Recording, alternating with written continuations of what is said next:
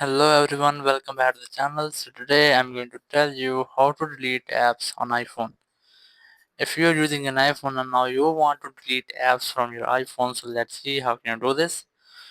You just have to look for the app which you want to delete from your iPhone. As I'm going to delete this one, so just keep a long press on it and then select remove app, then select delete app, and here you'll get the final notification to delete the app. You just have to tap on delete if you want to delete the app.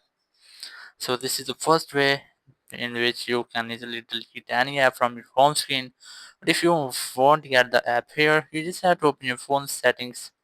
In settings, just go for general, then go for iPhone storage, and here you will get all of your apps when you're installed on your phone. So you just have to tap on show all, and then the all apps will be here.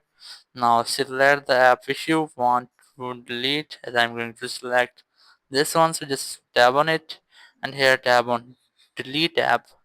Then here's the final notification to delete this app. You just have to tap on delete, and after that the app will be successfully deleted from your phone. So that's how you can easily delete any app on your iPhone. Thank you very much for watching the video. Until next video, bye bye.